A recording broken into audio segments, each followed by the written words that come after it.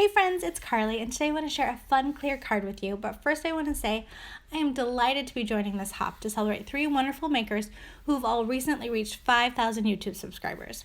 Congrats to Ardyth, Kathya, and Jenny, and thank you ladies for inspiring us with your fantastic channels.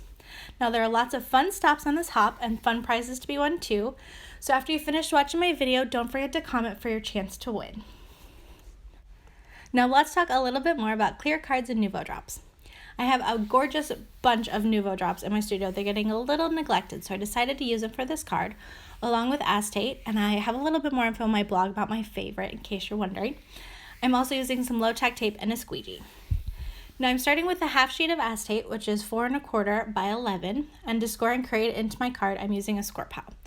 Generally, I like to use a Teflon bone folder for scoring, as I find the tool that's included with the score pal is a little sharp.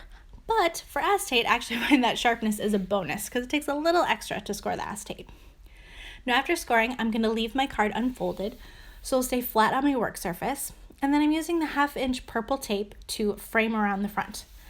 Now after framing that card front, I'm going to use some of the whiter purple tape to tack everything onto my nonstick craft mat. I like tape. Then I'm going to apply some of the Nuvo Drops to the acetate. For this, I'm using the Crystal Drops, which are opaque on solid cardstock, but on the acetate, they're still getting a little bit of light shine through, so that's going to be fun. And other varieties of the Nuvo Drops, like the Jewel Drops or the Glitter Drops, would be super fun to experiment with too. That's probably my next project.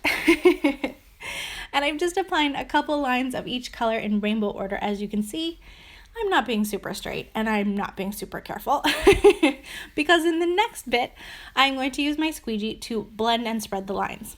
So a spreader and offset palette knife would also work well, or even just like an old gift card or credit card. You just need that straight edge. And it might take a few tries to kind of get the right amount of pressure, but the cool thing is you can keep trying. You can even use the straight edge to remove all of the Nuvo Drops and start over. Or you can clean off your spreader tool and apply a little bit more, one or more of the colors, and blend again. Now once I've got the rainbow of Nuvo Drops spread out to cover the whole card front, and blended how I like it, I'm just carefully removing the tape. And I'm going to set it far, far away from me to dry because, full disclosure, I already stuck my fingers in one of these cards today and ruined it, so.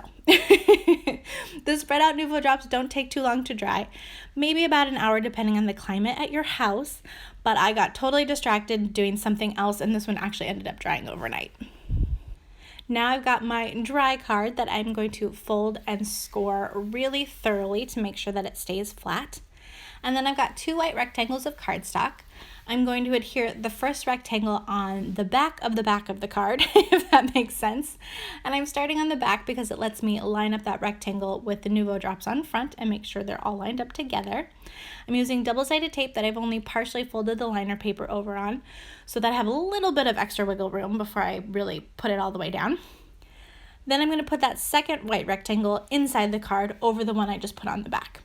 So this gives me a place to write in my card, and then the one that's on the back of the back, it just hides the adhesive from the one on the inside and gives it a more finished look. Now to complete the card, I added the die cut words hello and friend and a few black star sequins. And I just love how bright and happy and fun this card turned out with lots of good texture. Now thank you so much for watching. Don't forget you can find more information in the video description, including more info about this hop and a link to my blog where I have a little more info about this card. I would love if you subscribe to my channel if you haven't already, and I hope you are staying safe and well and crafting lots. Have a great day.